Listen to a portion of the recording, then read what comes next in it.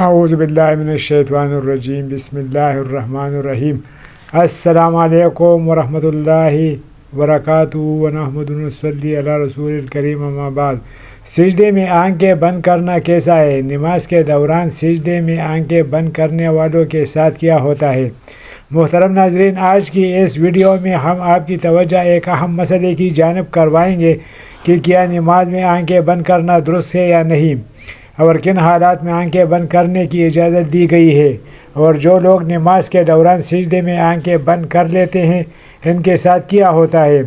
علماء کرام نے اس حوالے سے کیا دلائل پیش کیے ہیں۔ ان سب سوالوں کے جواب جاننے کے لیے ویڈیو کو آخر تک ضرور دیکھیے گا۔ محترم ناظرین، دین اسلام کا دوسرا ستون نماز ہے۔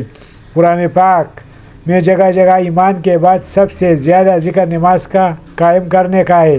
نماز بندے کو اپنے رب کے اتنا قریب کر دیتی ہے کہ اتنی قربت کسی بھی دوسرے عمل کے ذریعے اور کسی بھی دوسری حالت میں حاصل نہیں ہو سکتی۔ نماز قائم کرنے کی بدولت ہی مسلمان اللہ کی یاد، اس کا قرب اور اس کے حضوری اور اس کے ہم کلامی جیسی نعمتوں سے فیضیاب ہوتا ہے۔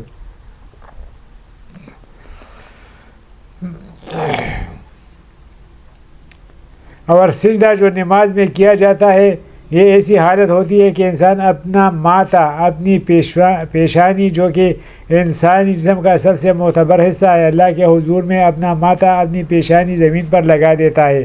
اپنی پیشانی کو زمین پر کیوں لگاتا ہے؟ اس لیے کہ وہ ظاہر کرتا ہے کہ میرے یہ معتبر پیشانی اللہ کے حکم کے آگے زیر ہو چکی ہے۔ یہ میرے رب کا حکم تھا کہ اپنی پیشانی کو سجدے میں زمین پر لگاؤ۔ یا اللہ، میں نے تیرے حکم کی تعمیل کی ہے، میں اکڑا نہیں، میں اترایا نہیں، میں نے اپنے جسم کا معتبر حصہ تیرے حکم کی خاطر جھکا دیا۔ یہی وجہ ہے کہ سجدے انسان کو اللہ کا مقرب بنا دیتے ہیں، اللہ کی قربت حاصل ہو جاتی ہے۔ سجدے کرنے والے انسان اللہ کا پسندیدہ انسان بن جاتا ہے، مقرب بن جاتا ہے۔ کیا دین کی روح اور بندگی کے معراج ان چیزوں کے سوا اور بھی کچھ ہو سکتی ہے؟ ظاہر ہے کہ نہیں ہو سکتی۔ ایمان کی جڑوں کو نمی اور تازگی صرف اللہ تعالیٰ کی یاد سے ہی ملتی ہے۔ جس درخت کے جڑوں کو نمی اور تازگی نہ ملے تو سوکھے لگتے ہیں اور پھیلتا پھولنا بند کر دیتا ہے۔ اس لیے جس شخص کا دل اللہ تعالیٰ کی یاد سے غافل ہو، اس کا ایمان مر جاتا ہے۔ نیک اور صالح شخص صرف وہی ہو سکتا ہے جس کے اندر ایمان کی تازگی موجود ہو، اور ایمان اسی کا تازہ ہو سکتا ہے جس کے دل میں اللہ تعالیٰ کی یاد گر کر گئی ہو۔ نماز کی بہت بڑی اہمیت ہے۔ مسلمان اور کافر میں فرق کرنے والی نماز ہی ہے، یعنی جو نماز پڑھتا ہے وہ مسلمان ہے اور جو نماز نہیں پڑھتا وہ کافر ہے۔ محترم ناظرین، سیدنا فاطمہ زہرا رضی اللہ تعالیٰ عنہ نے کبھی بھی نماز قضا نہیں فرمائی۔ یہ ہمارے زمانے کی عورتیں کہتی ہے کہ گھر میں کام زیادہ ہوتا ہے، تھکاوٹ ہو جاتی ہے، نماز کا ٹائم نہیں ملتا، تلاوت کا ٹائم نہیں ملتا۔ ایک مرتبہ رسول اکرم صلی اللہ علیہ وسلم اپنی بیٹی سیدنا فاطمہ زہرا رضی اللہ تعالیٰ عنہ کے گھر تشریف لائے۔ فاطمہ زہرا رضی اللہ تعالیٰ عنہ نماز پڑھ رہی تھی۔ کھڑی ہونے لگی نماز کے لیے تو دڑام سے نیچے گر پڑی، پھر کھڑی ہونے لگی، پھر گر پڑی، پھر کھڑی ہوئی، پھر گر پڑی، 5 مرتبہ گرے۔ نماز کے بعد رسول اللہ صلی اللہ علیہ وآلہ وسلم نے اپنی جگر گوشہ سے پوچھا، بیٹی کیا بات ہے؟ عرض کیا، یا رسول اللہ صلی اللہ علیہ وسلم، آپ کی بیٹی کا 5 دن سے فاقہ ہے۔ سیدنا فاطمہ زہرا رضی اللہ تعالیٰ عنہ جو جنت کی ساری عورتوں کی سردار ہے، ان کا حال یہ ہے۔ اپنی بیٹیوں بہنوں کو حضرت فاطمہ زہرا رضی اللہ تعالیٰ عنہ، زینب رضی اللہ تعالیٰ عنہما کے قصے سنایا کرو تاکہ ان کا نماز پر یقین پیدا ہو۔ ذرا غور سے سننا اور یاد رکھنا کہ مسجدوں میں جو لاؤڈ سپیکر لگے ہوئے ہیں یہ ہمیں پکڑوائیں گے قیامت کے دن۔ ان کی وجہ سے بڑی پکڑ ہوگی، انسان کا بڑا نقصان ہوگا۔ جتنی زیادہ اذان سنتے ہو اور مسجد میں نہیں جاتے، اتنا ہی ڈبل گناہ ہے۔ صبح کے وقت میں ہر چیز اٹھتی ہے، چرندے پرندے، موٹی چھوٹی موٹی تمام مخلوق اللہ کا نام لیتی ہے، اور یہ مسلمان سوئے پڑے ہوتے ہیں، آدھی رات تک گانے بجانے کے مشغول رہتے ہیں۔ حدیث پاک میں آتا ہے کہ قرآن کریم میں بھی ہے کہ درختوں کے پتے بھی اللہ کا نام لیتے ہیں، پتھروں کے کنکر بھی اللہ کا نام لیتے ہیں، زمین آسمان درمیان میں سمندر کا قطرہ قطرہ اللہ کا نام لیتا ہے۔ دریا کا قطرہ قطرہ اپنے اللہ کو یاد کرتا ہے۔ اللہ کی ذکر سے اور نماز جیسے عظیم کام سے صرف انسان ہی غافل ہے۔ محترم ناظرین، ہم آپ کو نماز میں آنکھیں بند کرنے کے حوالے سے فقہا کی کیا رائے ہے وہ بھی بتائیں گے، لیکن اس سے پہلے ضروری ہے کہ رسول پاک صلی اللہ علیہ وآلہ وسلم کی نماز کیسی تھی اس حوالے سے بات کی جائے، کیونکہ حدیث پاک کا مفہوم ہے کہ تم زیادہ ویسے ہی ادا کرو، تم نمازوں کو ایسے ہی ادا کرو جیسے تم نے مجھے ادا کرتے ہوئے دیکھا۔ تو ناظرین، اسی لیے ضروری ہے کہ رسول پاک صلی اللہ علیہ وآلہ وسلم کی نماز کی حالت کے بارے میں جانا جائے کہ اللہ کے نبی نماز کس طرح سے ادا کرتے ہیں۔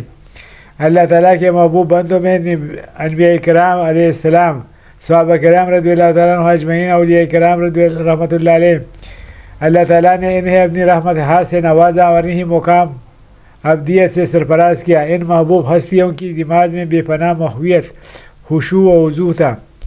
رسول اللہ صلی اللہ علیہ وسلم اعلان نبوت سے پہلے بھی غار حرا میں کافی عرصہ عبادت الہی میں مصروف رہے، مگر جب آپ صلی اللہ علیہ وآلہ وسلم نے اعلان نبوت فرمایا تو آپ صلی اللہ علیہ وآلہ وسلم کو نماز کا حکم ملا اور آپ صلی اللہ علیہ وسلم اس پر کاربند ہو گئے۔ ابتدا میں آپ چپ کر نماز ادا کیا کرتے تھے۔ رسول اللہ صلی اللہ علیہ وسلم کی نماز مثالی ہے، آپ کی نماز میں حد درجہ کی مثال تھی، گویا کہ آپ کی نماز کامل تھی۔ آپ صلی اللہ علیہ وآلہ وسلم اپنی نمازوں میں بھی حیثیت الہی سے اشکبار ہو جاتے اور اللہ تعالیٰ کی طرف اتنی لگن اور محبت سے متوجہ ہوتے کہ دنیا کے ہر خیال سے بے نیاز اور بارگاہ رب العزت کی بالکل قریب ہو جاتے۔ اللہ تعالیٰ کے حضور آپ صلی اللہ علیہ وآلہ وسلم جیسی کامل اور مقبول نماز نہ کوئی پڑھ سکا اور نہ کوئی پڑھ سکے گا۔ آپ تہجد پڑھا کرتے تھے۔ شروع میں آپ صلی اللہ علیہ وآلہ وسلم پر نماز تہجد فرض تھی، اس کے کچھ عرصے بعد صبح و شام آپ صلی اللہ علیہ وسلم نے 2 رکعتیں پڑھنا شروع کیے۔ اس کا ذکر قرآن پاک میں یوں ہوا ہے، صبح و شام اپنے پروردگار کا نام یاد کیا کرو اور رات کے وقت دیر تک اس کو سجدہ کیا کرو، اس کی تسبیح کیا کرو۔ مفسرین کا کہنا ہے کہ رات کو اٹھ کر دیر تک نماز پڑھنے کا حکم 1 سال تک باقی رہا۔ اس کے بعد رات کی نماز فرض کے بجائے نفل ہو گئی۔ تہجد کے نفل ہو جانے کے بعد بھی رسول اللہ صلی اللہ علیہ وسلم شب میں کثرت سے نماز پڑھا کرتے تھے اور بڑی قرت کیا کرتے تھے۔ بعد میں جب 5 نماز بجماعت فرض ہو گئی تو آپ صلی اللہ علیہ وآلہ وسلم نے آخری دم تک اس فریضے کو بڑے احسن طریقے سے سر انجام دیا۔ آپ صلی اللہ علیہ وآلہ وسلم کی نماز میں اتنی عاجزی و خشوع و خضوع ہوتا کہ اس کی مثال نہیں ملتی۔ بخاری شریف میں ہے کہ ایک بار ایک شخص نے ام المومنین حضرت عائشہ صدیقہ رضی اللہ تعالیٰ عنہ سے درخواست کی کہ حضرت محمد صلی اللہ علیہ وآلہ وسلم کی کوئی عجیب بات جو آپ نے دیکھی وہ بیان کیجیے۔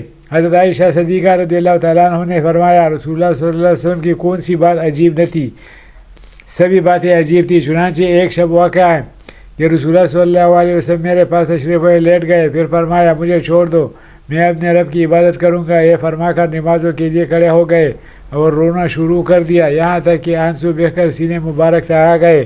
پھر رکوع کیا اور رکوع میں بھی اس طرح روتے رہے، پھر سجدے میں اسی طرح روتے رہے۔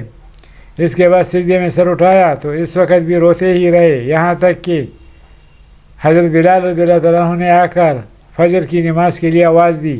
میں نے عرض کیا، یا رسول اللہ صلی اللہ علیہ وآلہ وسلم آپ اس قدر روتے ہیں حالانکہ آپ معصوم ہیں۔ رسول اللہ صلی اللہ علیہ وآلہ وسلم نے فرمایا، تو کیا میں شکر گزار بندہ نہ بنوں؟ محترم ناظرین، آپ صلی اللہ علیہ وآلہ وسلم نے نماز کے لیے بہت سی تکالیف بھی برداشت کیے۔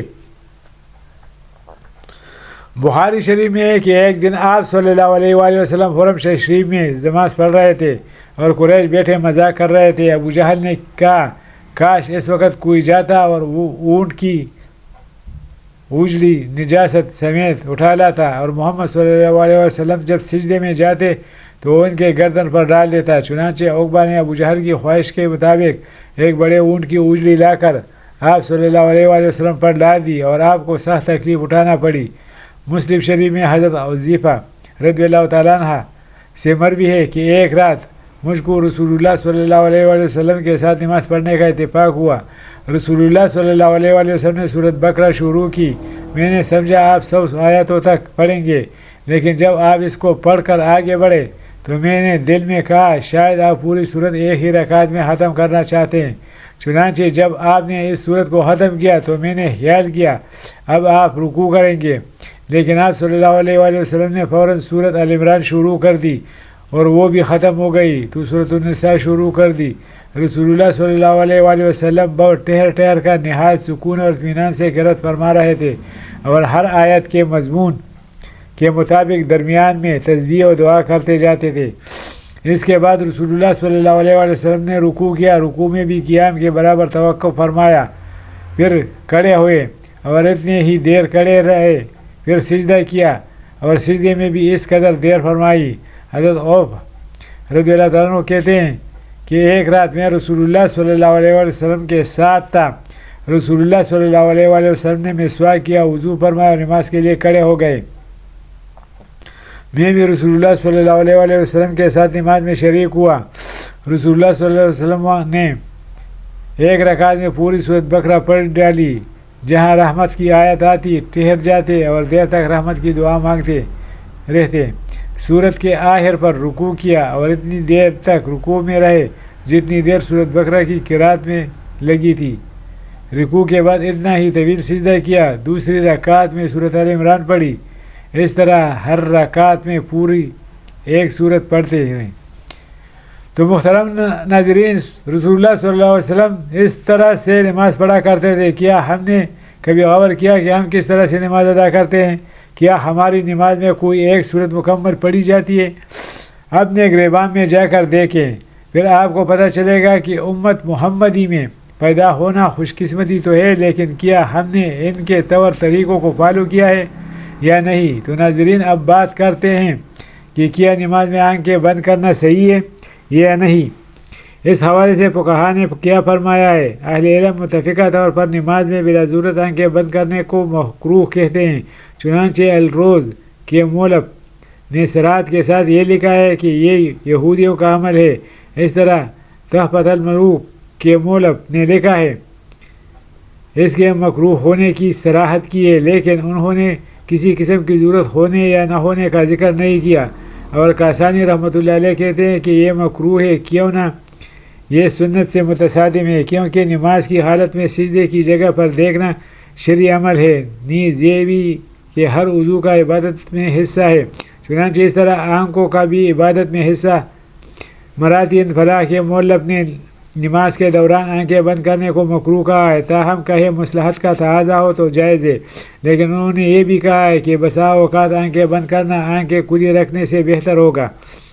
امام عاص بن عبدالسلام رحمۃ اللہ علیہ نے اپنے فتاویٰ میں ضرورت کے مطابق آنکھیں بند کرنے کی اجازت دی ہے۔ اگر اسے نماز میں خشوع زیادہ پیدا ہونے کا امکان ہو تو آنکھیں بند کی جا سکتی ہے، جبکہ ابن قیم رحمۃ اللہ علیہ نے زائد المعاد میں صراحت کے ساتھ لکھا ہے کہ اگر آنکھیں کھول کر رکھنا ضروری ہے اور اگر آنکھیں بند کر کے رکھنے سے زیادہ خشوع پیدا ہوگا کہ مثلاً کوئی ایسی نقش و نگار یا کوئی اور چیز موجود ہے جس سے خشوع میں خلل پیدا ہوتا ہے تو پھر قطعی طور پر مکروہ نہیں ہے، بلکہ ایسی صورت میں آنکھیں بند کرنا کو مستحب کہنا مقاصد شریعت سے مکروہ کہنے کی نسبت قریب تر ہے۔